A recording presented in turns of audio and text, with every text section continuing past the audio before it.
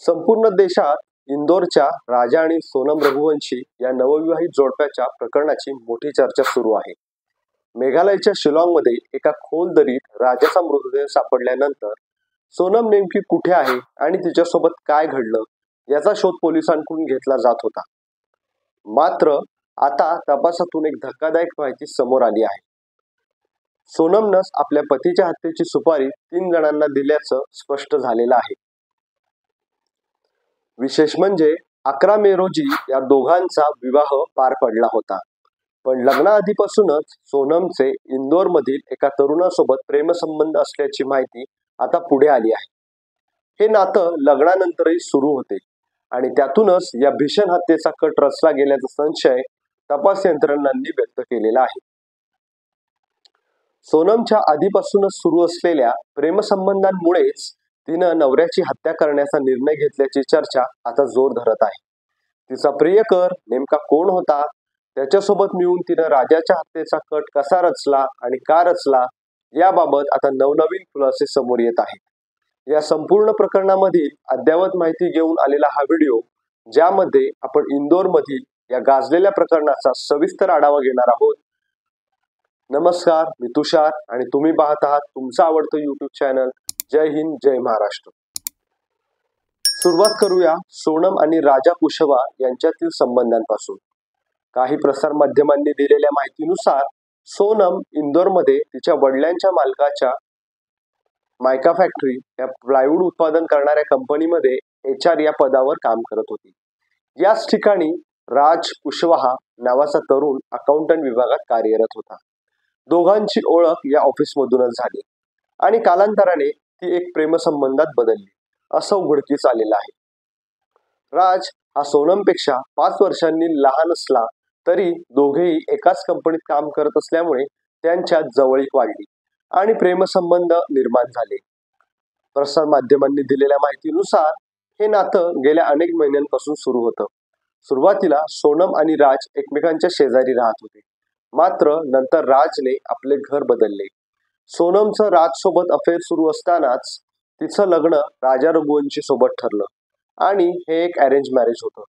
लग्नानंतरही सोनम आणि राजच्या संबंधात फारसा बदल झाला नाही.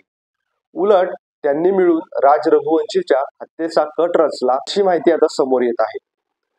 या हत्येसाठी राजने आपल्या ओळखीचे विशाल सिंग चव्हाण, आनंद कुर्मी आणि आकाश राजपूत या तिघांना सोबत घेतल्याचं सांगितलं जात आहे.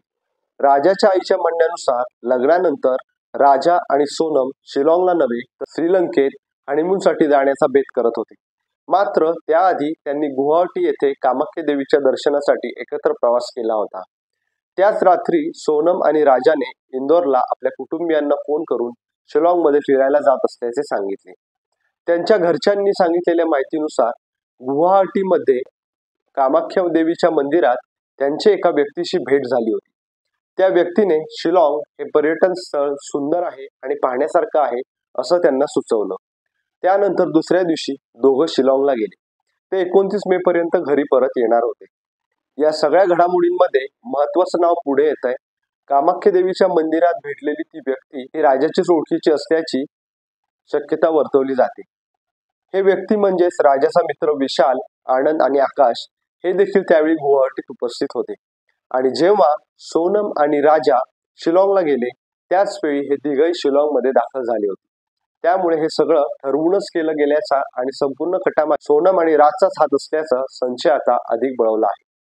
हनीमून ट्रिपचं संपूर्ण नियोजन, तिकीट बुकिंग पासून ते ठिकाण ठरवण्यापर्यंत सर्व गोष्टी सोनमने स्वतः केल्या होत्या. काही दिवसांपूर्वी समोर आलेल्या CCTV फुटेजमध्ये ती सतत मोबाईलवर कोणासोबत तरी चॅट करत असल्याचं दिसून आलं आहे. ज्या परिसरात राजाचा मृतदेह आढळून आला तिथे कुठेही CCTV कॅमेरे नव्हते. यावरून असे अंदाज लावले जात आहेत की आरोपींनी पूर्वीच त्या भागात रेकी केली असावी. पोलीस तपासातून याबाबत आणखी काय निष्पन्न होते याकडे आता सर्वांचं लक्ष लागून राहिले आहे.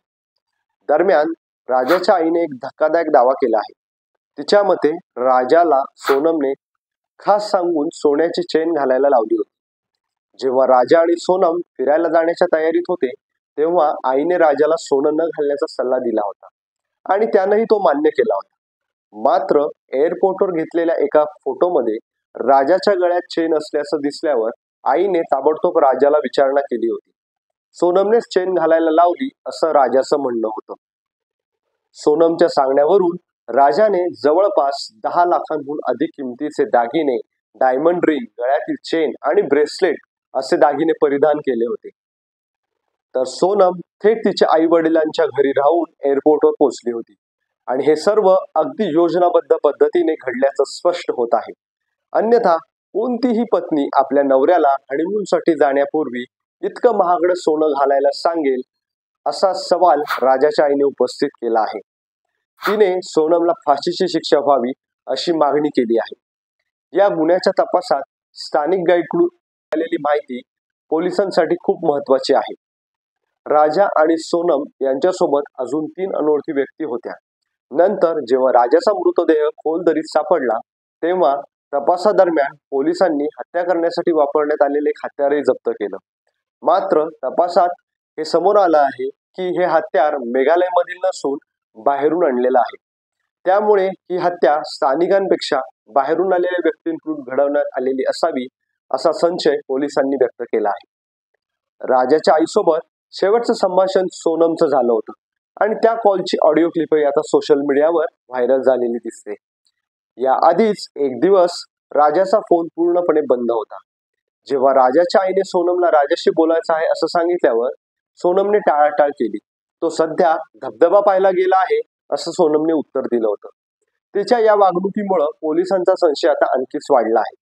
राजाची हत्या घडल्यानंतर सोनमने नेपाळमध्ये पळून जाण्याचा कट आखल्याचंही तपासात समोर आलेलं आहे. मागील आठवडाभर ती केवळ रात्रीच्या वेळी प्रवास करत होती, जेणेकरून कोणाचं लक्ष तिच्याकडे जाऊ नये. सोनमने वाराणसीतून गोरखपूरकडे जाणारी बस पकडली होती आणि तिथून पुढे नेपाळमध्ये घुसण्याचा तिचा प्लॅन होता. मात्र तिचा हा प्रयत्न अयशस्वी ठरला. अखेर सोमवारी रात्री साधारण 1:30च्या सुमारास उत्तर प्रदेशमधील गाझीपूर जवळील काशीच्या जायका नावाच्या ढाब्यावरती पोहोचली आणि तिथेच तिला पोलिसांनी ताब्यात घेतलं. ढाब्याचे मालक साहिल यादव यांनी दिलेल्या माहितीनुसार सोनम रात्री साधारण 1-1:30 वाजता ढाब्यावर आली. ती आली तेव्हा साहिलकडून त्याचा फोन घेतला आणि आपल्या भावाला कॉल केला. फोनवर बोलताना ती रडत होती आणि सांगत होती की तिचं लग्न झाल्यानंतर ती मेघालयला गेली होती. तिथे तिच्यासोबत लुटीचा प्रकार घडला आणि तिच्या नवऱ्याची हत्या करण्यात आली. ती ढाब्यावर 1 वाजता आली आणि त्यानंतर पोलीस 3 वाजता तिला ताब्यात घेऊन गेले असंही साहिलने सांगितलं. सोनमच्या कुटुंबियांनी आणि रघुवंशी कुटुंबियांनी मिळून ही माहिती इंदोर पोलिसांना दिली. त्यानंतर उत्तर प्रदेश पोलिसांनी तात्काळ कारवाई करत त्या ढाब्यावरून सोनमला अटक केली. वैद्यकीय तपासणी झाल्यानंतर सोनमला पुढील चौकशीसाठी मेघालय पोलिसांच्यात स्वाधीन करण्यात आलं. एकीकडे सोनम आणि तिचा प्रियकर राज यांनी मिळून राजा रघुवंशीचा हत्येचा कट रचल्याचं समोर आलं असलं तरीही सोनमच्या कुटुंबियांनी मात्र हे सगळे आरोप पूर्णपणे नाकारले आहेत. सोनमचे वडील देवी सिंग रघुवंशी यांनी माध्यमांशी बोलताना आपली मुलगी निर्दोष असून ती अशा प्रकारच्या गुन्ह्यात सहभागी होऊ शकत नाही असा दावा केला आहे.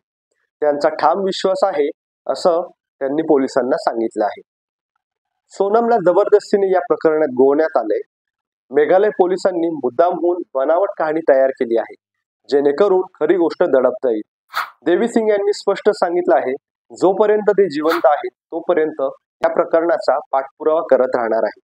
त्यांचं म्हणणं आहे की प्रकरणाचा तपास करणाऱ्या प्रत्येक पोलीस स्टेशन आणि अधिकाऱ्यांवर कारवाई होऊन तुरुंगात डांबल्याशिवाय ते शांत बसणार नाही. या प्रकरणाची CBI चौकशी झालीच पाहिजे अशी त्यांनी मागणी केली आहे.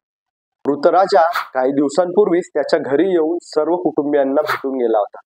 त्यामुळे त्याचं हे अचानक निधन अत्यंत धक्कादायक आहे.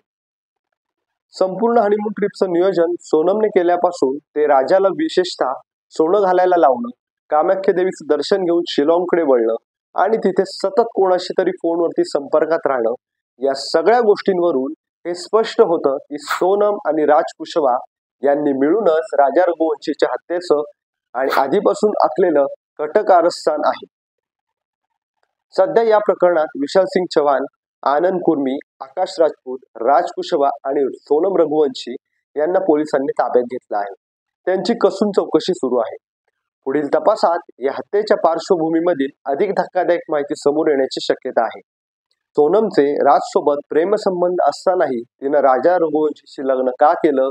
तिच्या घरच्यांना या अफेअरबाबत काही माहिती होतं का? गेल्या 7 दिवसांमध्ये सोनम आणि राज आणि बाकीचे आरोपी कुठे होते? या सर्व प्रश्नांची उत्तरं पोलिसांच्या तपासातून उलगडण्याची प्रतीक्षा आहे. या प्रकरणावर तुमचं मत काय आहे हे आम्हाला कमेंटमध्ये नक्की कळवा. आणि अशाच रहस्यमय व माहितीपूर्ण व्हिडिओसाठी जय हिंद जय महाराष्ट्र या तुमच्या आवडत्या YouTube चॅनलला सबस्क्राईब करायला विसरू नका. जय हिंद जय महाराष्ट्र. नमस्कार.